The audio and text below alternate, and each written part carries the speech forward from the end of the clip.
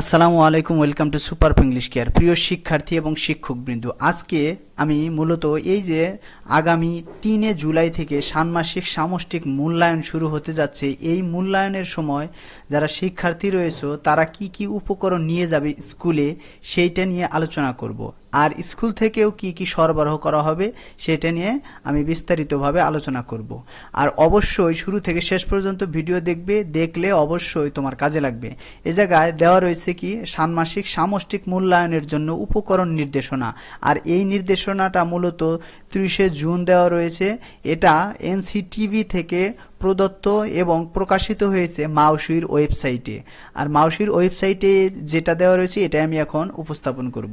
এই জায়গায় বলা রয়েছে সাধারণ উপকরণ তালিকা। সাধারণ উপকরণ তালিকা বলতে বলা হচ্ছে যে সকল বিষয়ের জন্য প্রযোজ্য যে সকল উপকরণ, যেমন সাধারণ উপকরণ সকল বিষয়ের জন্য প্রযোজ্য প্রতিষ্ঠান সরবরাহ করবে। অর্থাৎ ওই যে উপকরণগুলো প্রতিষ্ঠান সরবরাহ করবে সেগুলো হচ্ছে এগুলা, যেমন খাতা বা উত্তরপত্র 16 পৃষ্ঠা। এই জায়গায় কমও হতে পারে, বেশিও হতে পারে, যদি লাগে শিক্ষার্থীদেরকে দেওয়া হবে।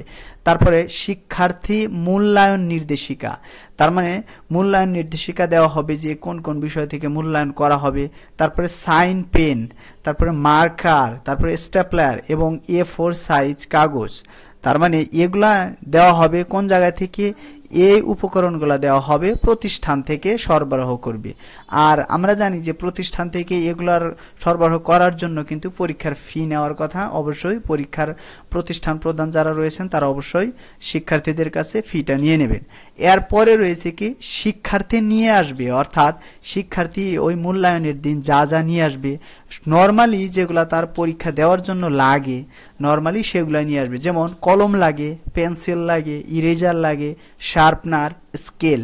তাছাড়া অতিরিক্ত হিসেবে তারা কি নিয়ে আসতে পারে যে হার্ডবোর্ড যেটা আছে, যেটার উপরে দেখা গেল 16 পৃষ্ঠার কাগজ পাতায়ও হতে পারে, আর যদি অতিরিক্ত তারা আনতে চায় হার্ডবোর্ড আনতে পারে। আরেকটা বিষয় যে বিভিন্ন স্কুল থেকে যদি এই যে মূল্যায়নের জন্য তাদেরকে যদি অ্যাডমিট কার্ড দেওয়া হয় তাহলে অ্যাডমিট কার্ড নিয়ে আসবে, এগুলা নিয়ে আসবে যদি দেয়।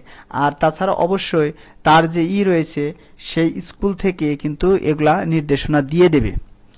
এরপরে বলা রয়েছে যে বিষয় ভিত্তিক উপকরণ তালিকা, অর্থাৎ এরপরের বিষয়টা হচ্ছে বিভিন্ন বিষয়ের জন্য ভিন্ন ভিন্ন রকম উপকরণ লাগতে পারে। আর সেই কারণে এই যে এনসিটিভি যেহেতু এই যে মূল্যায়ন নির্দেশিকা অথবা অন্যান্য মূল্যায়ন করার জন্য প্রয়োজনীয় যে নির্দেশনা তৈরি করেছে, আর সেই নির্দেশনার আলোকেই তারা জানে যে কোন বিষয়গুলো লাগবে।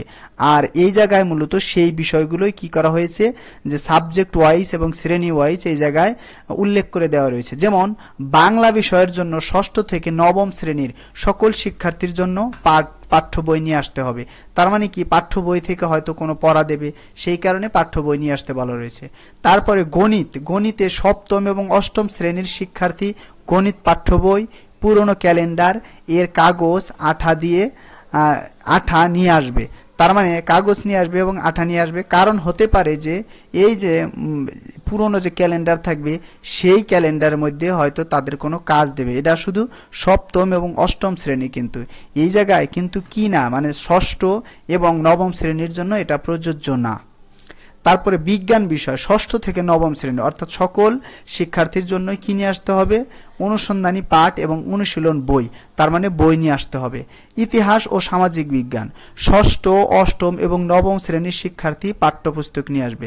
তার মানে ইতিহাস এবং সামাজিক বিজ্ঞানের দিন যারা 7ম শ্রেণীতে রয়েছে তাদের পাঠ্য বই নিয়ে আসতে হবে না, কিন্তু অন্যান্য শ্রেণীর জন্য পাঠ্য বই নিয়ে আসতে হবে। এরপরে রয়েছে ডিজিটাল প্রযুক্তি। এখন ডিজিটাল প্রযুক্তির অনেক বিষয় রয়েছে, ইন্টারনেট সংযুক্ত কাজ করা লাগতে পারে। সেখানে বলেছে প্রতিষ্ঠান প্রদান 6ষ্ঠ এবং 7ম শ্রেণীর জন্য কাঁচি 4 থেকে 5টি আঠা সরবরাহ করবে, তার আঠা লাগলে সরবরাহ করবে।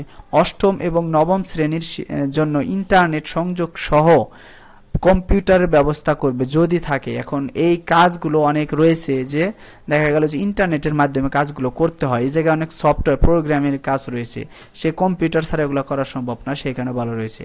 আর 6ষ্ঠ শ্রেণীর শিক্ষার্থী খালি ক্যালেন্ডারের পাতা বা অনুরূপ শক্ত কাগজ, পুরনো ফেলে দেয়া কাগজের বক্স নিয়ে আসবে।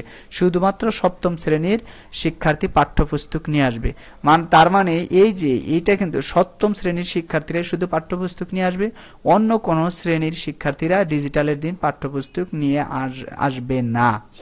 তার মানে অন্যান্য যেগুলা খালি ক্যালেন্ডার কাগজ, এর কারণ আছে, ওই জায়গায় ওদের বক্স তৈরি করা লাগতে পারে, সার্ভিস বক্স এরকম থাকে, ওগুলা করা লাগবে, সেই কারণে এগুলো নিয়ে আসতে বলা রয়েছে।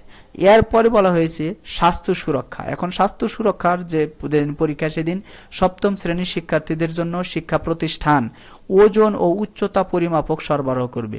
শুধু সপ্তম শ্রেণীর শিক্ষার্থী পাঠ্য বই নিয়ে আসবে। তার মানে কি, শুধু সপ্তম শ্রেণীর শিক্ষার্থীরা পাঠ্য বই নিয়ে আসবে, অন্যান্য শ্রেণীর শিক্ষার্থীরা পাঠ্য বই নিয়ে আসবে না।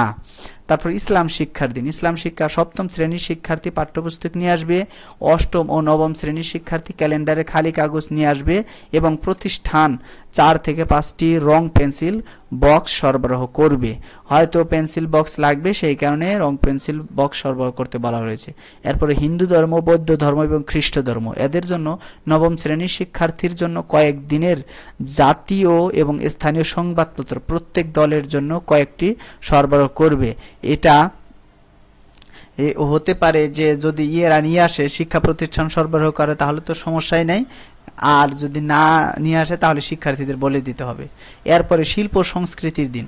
সকল শ্রেণীর শিক্ষার্থীর জন্য এটা প্রতিষ্ঠান করবে 20 জনের দলের কাজের জন্য 4 থেকে 5টি রং পেন্সিল বক্স, আঠা, কাঁচি, 4 থেকে 5টি আর কি, কাঁচি বলতে কেচি বলা হচ্ছে, তারপর রঙিন কাগজ, বিভিন্ন আকৃতির শুকনো পাতা, পরিবেশনায় প্রয়োজনীয়তা বিবেচনায় 4 থেকে 5টি গামছা, 4 থেকে 5টি কয়েক রঙের ওড়না সরবরাহ করবে। আর যে শিল্প সংস্কৃতি জানি আমরা, ডান্স থাকতে পারে, নাটকের কোনো কাজ থাকতে পারে, সেই ক্ষেত্রে যেহেতু শিক্ষার্থীদের কাজ করতে হবে, এই ক্ষেত্রে এইটা তাদের লাগবে।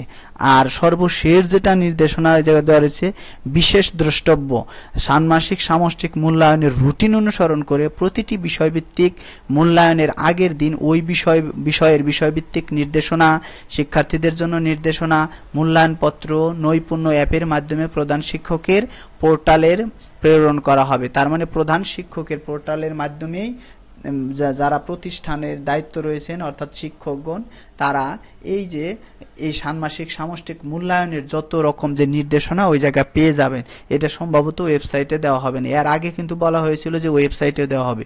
ওয়েবসাইটে দেওয়া হলে একটা সমস্যা হয় কি, আগে থেকে ইউটিউব তারপর ফেসবুকে এগুলো সব ছড়িয়ে পড়ে করছেন, সেই কারণেই এই ব্যবস্থা গ্রহণ করা হয়েছে।